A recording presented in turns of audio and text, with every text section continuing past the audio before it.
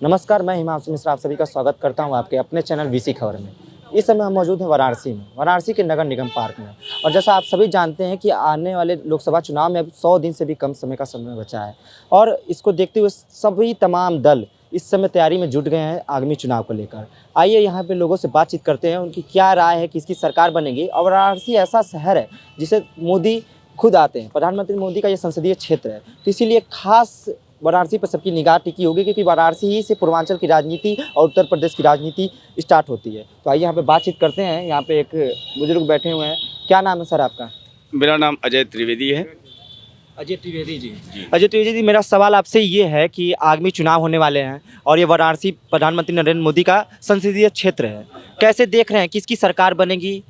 क्या इंडिया गठबंधन कामयाब होगा या फिर से एनडीए की सरकार आएगी? देखिए, अभी तक जो संभावनाएं लग रही हैं और जो मोदी जी की अपार लोकप्रियता है, उसको देखते हुए तो लगता है कि पुनः एनडीए की सरकार बनने जा रही है 2024 के चुनाव में। लेकिन हो सकता है मेरे अनुमान से जो बहुमत अगले बार भाजपा को मिला था उससे कुछ सीटें कम हो जाएं, यदि इंडिया गठबंधन मिलकर चुनाव लड़ता है तो। आप कह रहे हैं कि जो पिछली बार बहुमत मिला था उससे कम हो जाएगा। भाजपा कह रही है इस बार 400 पार। नहीं, 400 पार तो खैर भाजपा हो ही नहीं सकती है। कहने और करने में बहुत अंतर होता है। 400 के लिए आपको हर प्रदेश में सीटें जीतनी होंगी। तमिलनाडु, केरल, कई जगह भाजपा का खाता नहीं खुलता है। तो अपना अपना आकलन है। हो सकता है उनका आकलन 400, मेरा अपना आकलन है कि भाजपा की सीटें इस बार कुछ कम होंगी, लेकिन सरकार भाजपा की एनडीए की ही बनेगी। विपक्ष हमेशा आरोप लगाती रहती है कि जो भाजपा है वो अपनी आइडियोलॉजी के हिसाब से काम करती है, ना पढ़ाई पे, ना शिक्षा पे, ना किसी प्रकार की बेरोजगारी को दूर करने के बजाय राम मंदिर जैसे मुद्दे हो गए, यहाँ पे विश्वनाथ कॉरिडोर हो गया, महाकाल कॉरिडोर हो गया, ऐसे तमाम मुद्दों को ले आती है और उस पर काम करती है। अब राम मंदिर बन रहा है और आज उसका भी कुछ 1 घंटा पहले पहला दरवाज़ा सोने का बन के तैयार हो गया है। ऐसे तीन दिन में 13 दरवाजे बनेंगे। उसका कितना असर पड़ेगा आगामी चुनाव को लेकर? राम मंदिर मुद्दा होगा आपके हिसाब से? निस्संदेह थोड़ा बहुत असर पड़ेगा। और जो विरोधी कहते हैं भाजपा तो अभी केवल 10 साल से ही सरकार में है, बेरोजगारी तो बहुत पहले से है। वो बेरोजगारी किसने पैदा की है? क्या 2014 के पहले बेरोजगारी नहीं थी? अगर 2014 के पहले बेरोजगारी ना होती और बेरोजगारी आज होती तो आप कह सकते थे कि बेरोजगारी भाजपा की देन है। बेरोजगारी बहुत कुछ हमारी बढ़ती हुई जनसंख्या के कारण है और बेरोजगारी, महंगाई, इन सब के लिए हमारा पूरा राजनीतिक सिस्टम बहुत हद तक जिम्मेदार है। भाजपा भी इससे अपनों को बरी नहीं कर सकती। लेकिन आज हमारे पास जो विकल्प हैं, जो राजनीतिक दल है, मेरे विचार से उनमें भाजपा सर्वोत्तम है। विकल्प की आपने बात की। अभी कुछ दिन पहले मध्य प्रदेश का चुनाव हुआ, 3 राज्यों में चुनाव हुआ। मध्य प्रदेश चुनाव में अखिलेश यादव, समाजवादी पार्टी के सुप्रीमो अखिलेश यादव थोड़ा नाराज़गी जताए। जो इंडिया गठबंधन है वहाँ की सीटों को लेकर थोड़ा मतभेद हुआ और उन्होंने सार्वजनिक तौर पर मीडिया के सामने आकर ये बात कही कि इस तरह अगर चलेगा तो हम इंडिया गठबंधन में शायद ही रहें। तो आप कह रहे हैं इंडिया गठबंधन रहेगी और मजबूती से लड़ेगी? मैंने ये नहीं कहा। अगर इंडिया गठबंधन रहती है तो भाजपा की सीटें कुछ कम हो सकती हैं। मैं क्या बताऊं कि रहेंगी कि नहीं रहेंगी। वो सब सत्ता पाने के लिए बेताब हैं, कुछ भी कर सकते हैं। तो उनके कहने का कोई अर्थ नहीं है अखिलेश जी के। आइए यहाँ पे कुछ लोग और मौजूद हैं, उनसे बातचीत करते हैं और पूछते हैं क्या उनकी राय है आगामी चुनाव को लेकर। नमस्कार भैया, क्या नाम है आपका? सूर्यवंश यादव। सूर्यवंश यादव जी, कैसे देख रहे हैं आगामी चुनाव को लेकर? कितनी सीटें आएंगी भाजपा की और किसकी सरकार बनेगी? देखिए, सीट का अभी से जस्टिफिकेशन देना तो सही नहीं रहेगा, लेकिन विगत जो वर्षों से कार्यशैली को हम लोग देख रहे हैं एनडीए सरकार की, वैसे भले लोग मुझे बोलते हैं कि मैं सपा समर्थक हूं, ऐसा कुछ तो नहीं होना चाहिए, बट अरे यादव सपा समर्थक तो नहीं हो सकता है। ये अपना अपना मत है और अपने मत के अनुसार हर कोई अपनी अपनी पार्टी का चयन करता है। मैं किसी भी पार्टी का समर्थक नहीं हूँ, बिकॉज ऑफ हम लोग बिजनेसमैन हैं तो अपने बिजनेस पे ही फोकस करते हैं। लेकिन कार्य को देखते हुए जिस तरीके से प्रगति पूरे देश में चल रही है और वो बहुमुखी दिशा में चल रही है एक तरीके से, उसके आधार पर ये पूर्ण विश्वास के साथ मैं बोल सकता हूँ कि आगामी सरकार पुनः एनडीए की बनेगी और माननीय प्रधानमंत्री जी पुनः अपने ही पद पर आसीन रहेंगे और हम सब सौभाग्यशाली हैं, ऐसे स्वर्णिम काल को साक्षात देख पा रहे हैं।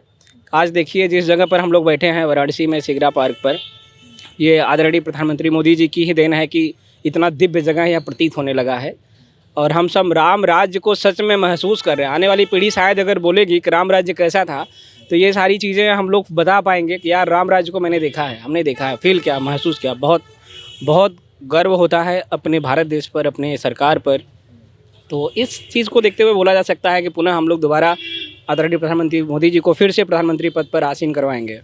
समाजवादी पार्टी के सुप्रीमो अखिलेश यादव का लगातार बयान आता रहता है। उनका कहना है कि वो दंगापति, वो एक शब्द का प्रयोग करते हैं दंगापति का, नरेंद्र मोदी के लिए। दंगापति का इस बार वापसी नहीं होगा, चुनाव हम लोग निकाल देंगे, इंडिया सरकार बनाएगी। कैसे देखते हैं? देखिए एक्चुअली होता क्या है ना, अब कोई भी व्यक्ति अपनी दही तो खट्टी नहीं बोलेगा। अब वो अखिलेश जी हों या कोई भी राजनीतिक दल हो, हर व्यक्ति यही अभी तक बोलता हुआ आया था, क्योंकि जब जब चुनाव हुआ है तब तक जनमत भी आया हुआ है कि मेरी इतनी सीट आ रही है, मेरी उतनी सीट आ रही है। बट एग्जैक्टली जब चीज़ें रिजल्ट में आती हैं तो वो होता तो नहीं है ऐसा कुछ। तो अभी कौन क्या बोलता है ये एक पब्लिक को बहकाने का, बताने का ज़रिया होता है, एक माध्यम होता है। लेकिन जब शेर आता है ना, तो जो जंगल के बाकी जानवर होते हैं वो बिना कहे स्वतः ही अपने रास्ते से हट जाते हैं। और आप व्यक्तित्व को देख करके, नाम को देख करके, पर्सनालिटी को देख करके यह पूर्ण विश्वास के साथ बोल सकते हैं कि अगर प्रधानमंत्री पद के लिए कोई दावेदार है, तभी तक संपूर्ण राजनीतिक पार्टियों में मोदी जी के अलावा मुझे ऐसा कोई चेहरा प्रतीत तो नहीं होता है। जिस लेवल पर उन्होंने स्ट्रगल किया है, जिस लेवल पर अपने जीवन को देश के लिए न्यौछावर कर दिया है, उतना समर्पण कोई उतना त्याग कर ही नहीं सकता, तो उस पद के लिए कोई उतना योग्य हो भी नहीं सकता। बिहार से लालू यादव के दो लाडले सुपुत्र हुंकार भर रहे हैं। एक तरफ तेज प्रताप यादव हो गए, एक तरफ तेजस्वी यादव उप मुख्यमंत्री। और बीजेपी हमेशा से आरोप लगाती है कि क्या वो हुंकार भरेंगे, 9वीं फेल हैं तेजस्वी यादव, उनके ऊपर आरोप लगाती रहती है। बिहार से भी हुंकार भरा जा रहा है, हर जगह से हुंकार भरा जा रहा है। हाँ, क्या कहना चाहेंगे? देखिए हम लोग लोकतांत्रिक देश में रहते हैं और हर व्यक्ति को ये मनसा ज़रूर रखनी चाहिए प्रधानमंत्री पद का दावेदार होने का। लेकिन मैं अभी एक चीज़ बोला कि एक व्यक्ति को किसी भी पद पर आसीन होने के लिए उस पद के योग्य बनाना पड़ता है। जब तक आप उस पद के योग्य नहीं बना पाएंगे, उस पद पर आप नहीं जा सकते हैं। वो बिजनेसमैन का मामला हो, पॉलिटिकल मामला हो या किसी भी चीज़ का लेकर के देखिए। तो जो मामला तेजस्वी यादव या बिहार के लाडलों का है, वो एग्जैक्टली यही है कि अभी नादानी है राजनीतिक क्षेत्र में। जिस लेवल पर वो उम्मीद करते हैं वहाँ तक जाने के लिए काफ़ी संघर्ष करना पड़ेगा, काफ़ी त्याग करना पड़ेगा। और राजा वही होता है जो सच में उतना त्याग करता है। सारे देश की जनता को जब तक आप अपनी जनता, अपने बच्चों के रूप में नहीं महसूस करेंगे, नहीं उसका व्यवहार करेंगे, आप वहाँ तक नहीं आ सकते हैं। लोकतंत्र है, बोलने की आज़ादी है, संविधान हमें वो अधिकार देता है, तो आप कुछ भी बोलिए, इससे कोई फ़र्क नहीं पड़ता है। क्योंकि लोग भी अब बहुत शिक्षित हैं, तो हर व्यक्ति हर भाषा को समझता है, चीज़ों को। आपने दो बात कही, लोकतंत्र की बात कही और बिजनेसमैन की बात की। विपक्ष भी हमेशा आरोप लगाती रहती है कि पूंजीपतियों की सरकार है और लोकतंत्र में जनता ही राजा होता है, ना कि राजा कोई खानदानी चलते आ रहा है, किसी का वो है। तो इस पे आप कह रहे हैं कि उनकी सरकार है, हमेशा से आरोप लगता रहता है पूंजीपतियों की सरकार है, गरीबों की सरकार नहीं है, राजतंत्र चल रहा है, लोकतंत्र खत्म हो चुका है, हमेशा से आरोप लग रहे हैं।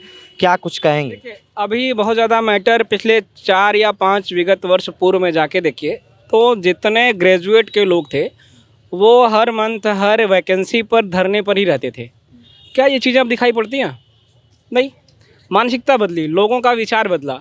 अब हर व्यक्ति अपने अनुसार अपना जीवन जीने का तरीका ढूंढ रहा। और अगर ऐसा हम नहीं करते हैं तो ये सत्य है कि हम एक विकसित राष्ट्र के तौर पे आगे नहीं जा पाएंगे। तो जो लोग ये बोलते हैं, अब हम जैसे लोग को कौन सा मोदी जी सपोर्ट करे, शायद हमें तो जानते भी नहीं होंगे मैं कौन हूँ, कहाँ से हूँ, क्या करता हूँ। लेकिन आपके अंदर अगर स्किल है, आप में क्वालिटी है, तो मार्केट में ऐसे बहुत सारे कार्य हैं जिनको करके आप एक अच्छी आजीविका बना सकते हैं, चला सकते हैं। नौकरी करने वाला व्यक्ति की सिर्फ एक मेंटलिटी होती है। वैसे अब तो नौकरी की भी सारी कार्यशैली बदल गई है, तो आपको टाइम पर अपडेट देना है, बायोमेट्रिक साइन आपको देना है, बहुत सारे काम की इतना ज़्यादा प्रेशर है कि लोग नौकरी से अब तंग आ गए हैं। तो अब हर व्यक्ति ना अपने चॉइस के आधार पर काम करना चाहता है। अभी देखिए युवाओं की मेंटलिटी, सोशल मीडिया पर रहते हुए इनकम कर रहे हैं, बहुत सारे लोग नेटवर्क मार्केटिंग में फोकस कर रहे हैं, बहुत सारे लोग अपने अपने स्वतः के रोज़गार में उतर रहे हैं, उनको कोई लाज शर्म नहीं। मैं ऐसे बहुत सारी युवा को देखता हूँ, बहुत अच्छी पर्सनालिटी उनकी होती है, लेकिन वो ठेले पे खड़े रहते हैं। पूछता हूँ पर डे को उनका 10,000 5,000 का डेली का इनकम चल रहा। एक मानसिकता जो थी ना वो बाहर बन के या हमें चीज़ें मिल जाएंगी हमें आनंद आएगा वैसी अब ख़त्म हो गई है। लास्ट क्वेश्चन, किसकी सरकार है इस बार यादव जी? किसकी सरकार? फिर मैं वही बोलूँगा जिसने अपने आप को प्रूफ किया है विगत 10 वर्षों में दिखा दिया है काम करके। मेरे अनुसार अभी इस पंचवर्षीय योजना में सभी लोगों को, वैसे ये हर व्यक्ति को अपना अधिकार है वोट देने का, लेकिन एक बार और अवसर मिले तो हम लोग जिस स्थिति में हैं, जिस प्रगति से हम अपने देश में विकास कर रहे हैं, चाहे वो रोड से लेकर के हर एक विभाग की बात करें, तो मुझे लगता है कि बहुत अच्छे लेवल पर अपना देश जा सकता है। बाकी विरोध करने वाले हर समय थे, हैं और रहेंगे भी। सबकी अपनी अपनी मानसिकता होती है। और यहाँ पे यादव जी ने बताया जैसे कि सरकार बनेगी, रोड की बात की, नितिन गडकरी के काम की तारीफ की और तमाम ऐसे मुद्दे बताए जिसको लेके ये लग रहा है कि सरकार उनकी बढ़ेगी। यहाँ पे आप देख सकते हैं कि ट्यूबलाइट के उजाले के नीचे एक भाई पढ़ रहे हैं, किसकी सरकार बनेगी इस बार? अरे भाई टाइम नहीं। और शायद ये नहीं बोलेंगे। देखा आपने, सभी ने देखा कि तमाम ऐसे मुद्दे थे जिसे जनता एक्सेप्ट कर रही है और उनका कहना है कि राम मंदिर भी एक फैक्ट साबित होगा, लेकिन उनका पूरी तरह से नकार देना कि पूंजीपतियों की सरकार नहीं है और तमाम कार्य हो रहे हैं और सरकार फिर से बीजेपी की बनेगी। यहाँ पे एक भैया हैं, क्या नाम है आपका? भैया थोड़ा समय कम है भैया। थोड़ा समय कम है, इनके पास ये भी बातचीत नहीं करेंगे। यहाँ पे एक बुजुर्ग मौजूद हैं, इनसे भी बातचीत करते हैं और पूछते हैं क्या लग रहा है 2024 में किसकी सरकार बनेगी चाचा? अरे कांटे की लड़ाई है। कांटे की लड़ाई है? हाँ, बहुत जगह जो है लड़ाई कांटे की हो जाएगी, वोट बटेगा नहीं ना। लेकिन देश के नौजवान या लड़कियां जो हैं 14 में ही इन्होंने कहा ये कर देंगे वो कर देंगे और इन्होंने प्रधानमंत्री को नायक मान लिया। प्रधानमंत्री को नायक मान लिया, बल्कि वो जनता के सेवक। हाँ, को नायक मान दिया। वो लोग हैं MA BA पढ़े लड़के जो ज्योतिषों के यहाँ भी जाते हैं और उनको पता ही नहीं कि सन 48-47 में अंग्रेज गए तो यहाँ कुछ सुई भी इंग्लैंड से आती थी। इस देश में कुछ रहा ही नहीं। तुरंत नेहरू जी ने इंजीनियर कॉलेज खोले, क्या क्या खोले। स्थिति देश की ऐसी रही। ये सब पार्क कांग्रेस के ज़माने का बना गया है, ये नगर निगम कांग्रेस का। ये देखिए स्टेडियम कांग्रेस के अभी मरम्मत कर रहे हैं, कुछ चूना कर रहे हैं, कह रहे हैं हम बना रहे हैं। भाजपा तो कहती है कि हमारे इतिहास को दबाया गया, तमाम यहाँ पे सोने की चिड़िया थी भारत, उसको लूट लिया अंग्रेज, उसी को बढ़ावा। समय तो मुगल नहीं आते ना, मुगल के पहले न रही। मुगल आ गए तो सब खत्म हो गया, लेकिन वो रह गए हिंदुस्तान में। यहाँ की संपत्ति तो ले नहीं गए। अंग्रेज जो है संपत्ति इंग्लैंड ले जाते रहे। तो जनता, लड़के लड़की, नए वोटर जो हैं इतिहास नहीं पढ़ते इस देश का कि सन 48 में क्या भैया, कैसे आज़ादी मिली, क्या। बस सीधे उसने नायक ने कह दिया कि हम ये कर देंगे, 15 लाख दे देंगे और ये ट्रेन चला देंगे स्पेशल, सब लोग उसे चले गए झूठ बोल के। अब भैया जीतना है तो आपको कहानी। अब कांग्रेस ने ये राइट टू बनाया था, कहीं भी आप सूचना ले सकते हैं किसी की। वैसे चल रहा, अभी लड़ाई तो कांटे की है ये। तो विपक्ष में कहाँ कमी रह जा रही है कि 10 साल से हो गए, समय वापसी नहीं कर पा रहे हैं? और राहुल गांधी लड़ पा रहे हैं कि नहीं? लड़ नहीं पा रहे हैं, नौजवानों से बात नहीं कर रहे हैं, यूनिवर्सिटियों में नहीं जा रहे हैं। यूनिवर्सिटियों में जाके नौजवानों से बात करिए, उनको कुछ प्रमाण दीजिए। इधर तो इन्होंने चुनाव उत्तर प्रदेश में बंद कर दिया है छात्र संघ का। छात्र संघ चुनाव बहुत बड़ा मुद्दा है, तमाम छात्र इसको लेकर विरोध प्रदर्शन भी कर रहे हैं। बंद कर दिया इन्होंने। अब उनको शुरू में तैयारी भई रही, लेकिन रिपोर्ट आई LIU की कि आप हार रहे हैं हर जगह, तो इन्होंने तुरंत जो है कैंसिल कर दिया। विपक्ष जो है हमेशा से आरोप लगाते जा रहा है कि शिक्षा पे बात नहीं करते हैं, अपने आइडियोलॉजी को लेकर, एक हिंदुत्व आइडियोलॉजी को लेकर राजनीति कर रही है भाजपा। भाई अंधविश्वास का प्रचार हो रहा है और क्या। अब अंधविश्वास का प्रचार। मंदिर तो देगा नहीं, लेकिन ऐसा माहौल इन्होंने बना दिया है और इतने पैसा इनके पास है और तमाम इनके पास जुड़ गए हैं आदमी भी बहुत अंधविश्वासी। तो ऐसा प्रचार कर रहे हैं गली गली में कि लोग उसी में बह गए। आपने कहा कि विपक्ष को यूनिवर्सिटियों में जाना चाहिए, हर जगह जाके कैंप करना चाहिए। उन्होंने भारत जोड़ो यात्रा निकाली थी, उसका असर पड़ेगा चुनाव पर? अरे थोड़ा बहुत है, ज़्यादा नहीं। आप गली नौजवान सब इधर उधर चले गए ना। अब जो BA MA लड़कियाँ उनको नहीं पता है इतिहास।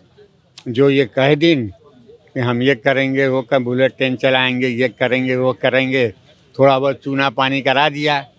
चूना पानी कराने से जनता खुश हो, जब जनता को ये भी नहीं पता है कि ये चूना पानी कहाँ से आ रहा है, रुपया पैसा कहाँ से आ रहा है। जनता के खून पसीने की कमाई का मजाक नहीं उड़ा रहे हैं लोग। बहुत बहुत धन्यवाद। यहाँ पे एक और बुजुर्ग मौजूद हैं, इनसे बातचीत करेंगे। आगामी चुनाव है 2024 का, किसकी सरकार देख रहे हैं? मोदी जी का।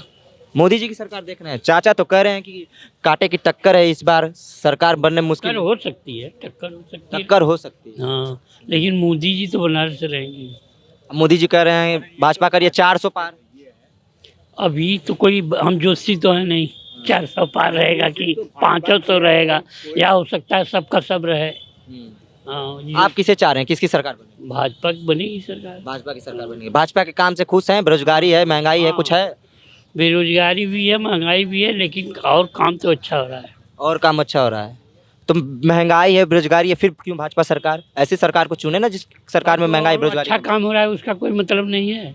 कौन सा अच्छा काम हो रहा है? अरे सड़क बन रही है, स्टेडियम बन रहा है, ओवर ब्रिज बन रहा है, आपका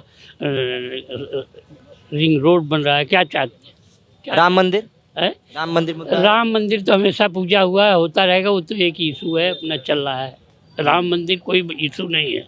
यहाँ पे कुछ युवा हैं, इनसे बातचीत करेंगे। क्या नाम है आपका? आलम। इधर आ जी। आलम जी, किसकी सरकार देख रहे हैं इस बार? मोदी सरकार। मोदी सरकार। बहुत बड़ी बात कर रहे हैं आप, मोदी सरकार। ये आलम जी हैं, इनका कहना है मोदी सरकार बनेगी। क्यों मोदी सरकार? उनके राज्य में सुरक्षा है, देख नहीं रहे, व्यवस्था, लाइट बत्ती चारों तरफ, पारा का बन रहा है इतना, कोई बहन बेटी के हाथ नहीं उठा सकता है, आँख उठ के देख नहीं सकता है, वो डर पैदा हो गया आदमी में। विपक्ष तो कर ये नफरत की राजनीति करते हैं, मुसलमानों में डर पैदा कर दिया है। ऐसा कोई बात नहीं है, ऐसा कोई बात ही नहीं है। सिर्फ एक मुद्दा विपक्ष रखा है कि ये ऐसे ऐसे फैला रहे हैं। नफरत नहीं है। नहीं नहीं, कुछ नहीं। हम लोग खुले हम घूम रहे हैं, दूध पहुंचा रहे हैं चारों तरफ। हम दूध घोष, आलम घोषी नाम है मेरा, दूध रखे हैं, गाय आए, सब पाल पोषण, सब अगल बगल हिंदू कितने हैं उकुल का नहीं आते हैं, सब लेने आते हैं। ऐसी कोई बात नहीं है। तो ये गौ सेवा करते हैं, आप गौ सेवा करते हैं और मोदी जी की कह रहे हैं सरकार बनेगी। और क्या लगता है आपको कि विपक्ष जो आरोप लगाती रहती है कि मोदी सरकार हमेशा से इतिहास को उठाकर अपनी आइडियोलॉजी को लेकर, राम मंदिर को लेकर राजनीति करती है, हिंदुत्व की राजनीति, इसको किस तरह से देखते हैं? नकार रहे हैं इसको? नहीं नहीं, बिल्कुल सही है। ये जो फैसला है एकदम सही है मोदी का। राम मंदिर का फैसला कैसा है? एकदम सही है, एकदम टंके के चोट पे सही है वो। क्यों सही है? अरे क्यों नहीं सही है, बन रहा है। अब वहाँ पे जाएंगे सब, राम प्रतिष्ठा करेंगे, भगवान को कहेंगे कि चलिए हमारा एक आस्था तो हो गया, यही एक मुद्दा था मोदी का, ये बनाएंगे, बनाएं। वो ज्ञानवापी पे आपका क्या कहना है? कुछ नहीं करना है, जो हुआ है सही हुआ है, वो फैसला जो हुआ है एकदम सही हुआ है। वो ज्ञानवापी मंदिर है कि मस्जिद? अरे मस्जिद है, हम जानते हैं उसको अच्छी तरह से। जो फैसला हुआ है कोर्ट से हुआ है ना, सही हुआ है वो। बहुत बहुत धन्यवाद आपका आलम जी। ये तमाम लोग थे, इनका कहना था कि सरकार बन रही है, फिर से मोदी सरकार आ रही है, लेकिन इस बार कांटे की टक्कर रहेगी। 400 सीट तो नहीं आएगी जितना दावा कर रही है भाजपा सरकार। ऐसी तमाम खबरों के लिए देखते रहें वीसी खबर। धन्यवाद।